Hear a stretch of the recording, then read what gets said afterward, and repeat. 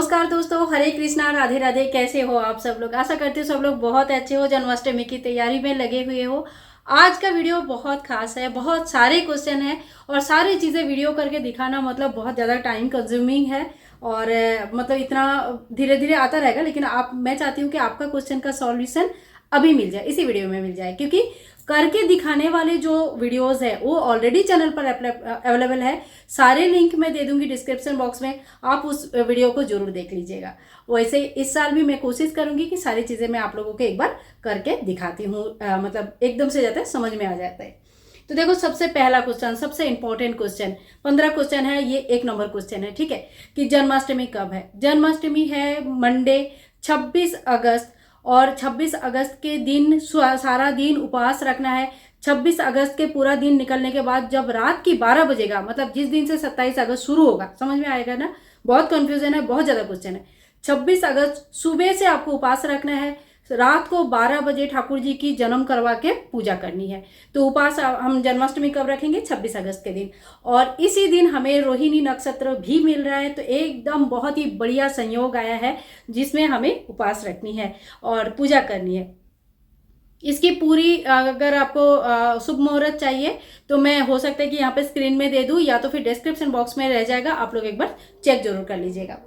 दूसरा क्वेश्चन आता है कि घर में लड्डू गोपाल जी नहीं है तो जन्माष्टमी की पूजा हम कैसे करेंगे और जन्म कैसे कराएंगे? 2 क्वेश्चन एक साथ बहुत बता देती हूँ।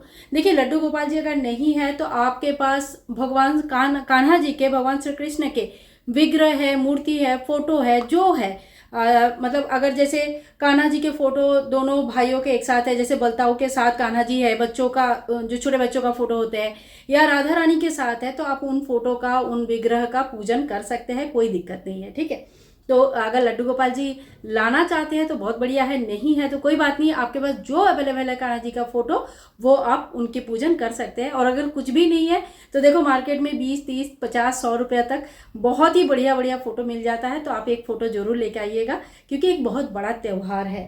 थर्ड क्वेश्चन आते हो को जन्म कराना आवश्यक है क्या? जन्म कराना मतलब क्या होता है? जो खीरा से हम लोग जन्म करवाते हैं, डंठल वाले खीरा लेते हैं, खीरा को पैसे से कट करते हैं 12 बजे और ठाकुर जी के जन्म करवाते हैं। इससे ये कॉन्सेप्ट होता है कि ठाकुर जी बाल स्वरूप में ही हमेशा रह जाते हैं। हमेशा उनका जैसे 1 साल एज हो जाता है, 1 साल के बाद हम दोबारा जन्म करवाते हैं, तो वो 0 to 1 ईयर के बीच ही उनका एज रहता है, उसी हिसाब से हम उनकी सेवा करते हैं। ये एक लोगों का सोच है, तो वो जन्म करवाते हैं। जो लोग जन्म नहीं करवाना चाहते हैं तो कोई ज़रूरत नहीं है, ऐसा कोई मतलब कंपलसरी नहीं है कि आपको जन्म करवाना है। आप जन्मोत्सव मनाइए, धूमधाम से ठाकुर जी की जन्मोत्सव मनाइए, रात के 12 बजे बढ़िया पंचामृत स्नान करा के पूजन कीजिए। जन्म कराना कोई आवश्यक नहीं है। ठीक है, आप चाहे तो कर सकते हैं, नहीं चाहे तो इसको स्किप कर सकते हैं। 4 नंबर क्वेश्चन में आती हूँ, प्राण प्रतिष्ठा कैसे करें और प्राण प्रतिष्ठा करना आवश्यक है कि नहीं? अगर नया ठाकुर जी लेके आ रहे हैं तो प्राण प्रतिष्ठा आप जरूर कर लीजिएगा।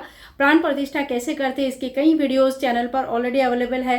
कल ही मैंने प्राण प्रतिष्ठा की सामग्री की वीडियो दिए है। कोशिश करूंगी आज के आज या कल तक मैं प्राण प्रतिष्ठा कैसे करेंगे उसके ऊपर एक वीडियो बनाकर, छोटा सा वीडियो बनाकर मैं अपलोड करूं।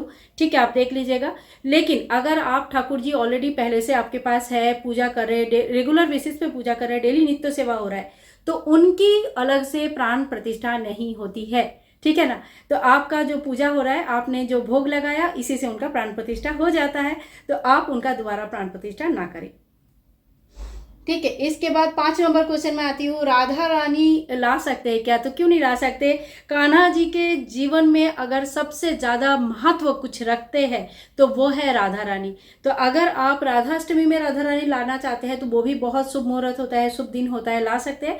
और अगर कृष्ण जन्माष्टमी में राधा रानी लाना चाहते हैं, इसी साथ साथ में बता देती हूँ कि आप कान्हा जी और राधा रानी दोनों को युगल स्वरूप में, अगर बाल स्वरूप में लाना चाहते हैं तो दोनों को एक साथ लाके एक ही साथ प्राण प्रतिष्ठा कर सकते हैं। सेम प्रोसेस में दोनों युगल सरकार के जैसे होते हैं, वैसे बाल स्वरूप में आप प्राण प्रतिष्ठा कर सकते हैं, राधा रानी ला सकते हैं, पूजा कर सकते हैं, कोई दिक्कत नहीं है। ठीक है, 6 नंबर में आती हूँ, राधा रानी की पूजा करनी है, घर में राधा रानी विराजमान है, तो क्या राधा रानी की भी पूजा करनी है इस दिन? तो जरूर करनी है। राधा रानी की पूजा, पूरे मंदिर की पूजा आप जरूर कीजिएगा। और उसके बाद ठाकुर जी के लिए आप अलग से झांकी लगा सकते हैं, जैसे आपके पास जितने भी भगवान है, मूर्ति है, विग्रह है, पूजा मतलब फोटो है, पहले आप मंदिर का बढ़िया पूजा कीजिएगा, मंदिर को सजाइए, दीप दीप कीजिए, भोग दीजिए, फिर ठाकुर जी के लिए अलग से झांकी लगा सकते हैं। चाहे तो आप मंदिर में पूजा कर सकते हैं, चाहे तो अलग से झांकी लगा सकते हैं, लेकिन पूजा तो सभी का करना है, ठीक है। 7 नंबर क्वेश्चन में आती हूँ, उपवास नहीं रख सकते हैं तो पूजा कैसे करेंगे? कोई बात नहीं, सबका शरीर सेम नहीं होता है। एक समय था जब मैं निर्जला उपवास करती थी और पूरे दिन जल तक नहीं पीती थी। अब मैं थोड़ी बहुत चाय वगैरह पी लेती हूँ, कभी एक आध फल खा लेती हूँ। तो ऐसा नहीं कि दिन भर बहुत ज़्यादा खाना खाते रहना है, लेकिन अगर आपके बॉडी आपको सपोर्ट नहीं कर रही है तो ये एक बहुत बड़ा फेस्टिवल है जिसे हमें कान्हा जी के साथ रह के इंजॉय करनी है। बीमार पड़ जाओगे तो मतलब क्या ही पूजा कर लोगे और क्या ही एंजॉय कर लोगे, क्या ही फेस्टिवल मना लोगे। तो सबसे पहले जो होता है ना, अपने शरीर को, अपने स्वास्थ्य को देखना होता है। अगर आपकी शरीर स्वास्थ्य साथ देती है, आप उपवास करो, निर्जला उपवास रखो, फलाहारी रखो, कोई दिक्कत नहीं है। अगर नहीं देती है तो आप शुद्ध सात्विक आहार ग्रहण करके ठाकुर जी की पूजा अर्चना कर सकते हैं, कोई दिक्कत नहीं है, ठीक है। अब आती हूँ 8 नंबर क्वेश्चन में, भोग में क्या क्या लगाया जाए। तो देखिए, भोग में तो 56 भोग भी लगा सकते हैं, ठीक है।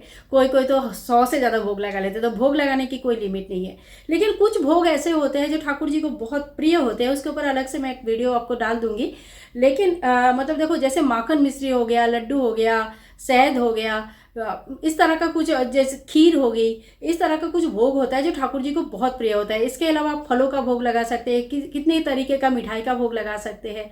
तो भोग आप सात्विक तरीके से घर पर बना हुआ या बाहर से लाया गया जो दुकान से, मतलब ऐसा जैसे मिठाई लानी है तो प्रॉपर मिठाई की दुकान से ही लेके आइए, ताकि वहाँ पे कोई भी प्याज लहसुन का यूज़ ना हो, ठीक है। ऐसी दुकान, मतलब जैसे होता है ना, लोकल दुकान खुल जाते हैं 1-2 दिन के लिए, मिठाई बेच रहा है, सब कुछ बेच रहा है, तो ऐसी दुकान से नहीं, थोड़ा सा स्टैंडर्ड दुकान से लाइए, बोल के लाइए कि कान्हा जी का भोग के लिए लेके जा रहे हैं, लेके जा सकते हैं कि नहीं।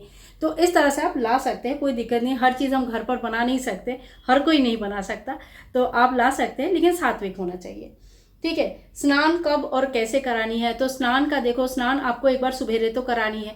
सुबेरे का स्नान आप नॉर्मल स्नान करा सकते हैं, जैसे शुद्ध जल से हम डेली स्नान कराते हैं, उस तरह से स्नान आप करा सकते हैं, ठीक है। और नहीं तो फलों का रस से स्नान करा सकते हैं, और फलों जैसे बहुत सारा चीज़ें होती है, जैसे दूध से कर सकते हैं, पंचामृत से कर सकते हैं, दही से कर सकते हैं, बहुत सारी चीज़ें होती है। सुबह का स्नान आप नॉर्मल भी कर सकते हैं, कोई दिक्कत नहीं। लेकिन जो रात वाली स्नान होती है, रात का मतलब 12 बजे का जो स्नान होता है ठाकुर जी का, वो पंचामृत से अगर होता है तो सर्वोत्तम माना जाता है। कोशिश कीजिएगा वो वाली स्नान जो है पंचामृत से करवाया जाए। अगर संभव नहीं है तो आप विशेष स्नान जरूर कराएं, जैसे गंधोदर स्नान, चंदन घोल के उससे स्नान करा सकते हैं, इत्र स्नान करवा सकते हैं, पंचामृत स्नान दही से, दूध से स्नान करा सकते हैं, कच्चा दूध से भी बच्चों को स्नान करवाया जाता है, ठीक है। तो 2 बार स्नान करानी है, एक बार सुबह, एक बार रात की 12 बजे, ठीक है। स्नान हो गया। इसके बाद गिफ्ट्स आइडिया के बारे में 10 नंबर आ रहे हैं, गिफ्ट्स क्या क्या दिए, इसके ऊपर वीडियो आज ही मैंने अपलोड किया है, थोड़ी देर पहले किया है, आप लोग जरूर चेक कीजिएगा। वो गिफ्ट आइडिया बहुत ही बढ़िया है। और अगर आप लोग कुछ इस तरह का गिफ्ट लेना चाहते हैं जो कि मतलब एक बार ले लिया तो सालों साल चले, काफ़ी सालों तक चलते रहे, तो वो उस तरह का गिफ्ट अगर चाहिए तो आप इस वीडियो को जरूर देख लीजिएगा। यहाँ पे मैं वीडियो का स्क्रीनशॉट लगा देती हूँ, तो आप उस वीडियो को देखिएगा और बहुत ही बढ़िया बढ़िया ठाकुर जी के लिए गिफ्ट ला सकते हैं वहाँ से। भोग के लिए 56 भोग के आइडियाज़ ऑलरेडी मैंने अपलोड करके रखा है, स्क्रीनशॉट लगा रही हूँ, देख लीजिएगा। तो ये है भोग 11 नंबर क्वेश्चन। 12 नंबर पे आते हैं फुल दिनचर्या। ये वीडियो बहुत लंबी हो जा रही है, नेक्स्ट वीडियो में मैं पूरे दिन का दिनचर्या बताऊंगी, तो उस वीडियो को कोशिश करूंगी आज रात तक अपलोड करने के लिए, ठीक है। 13 नंबर क्वेश्चन आता है कि साइज चार्ट, ठाकुर जी की साइज चार्ट, मतलब साइज कैसे पता करें कौन सा है।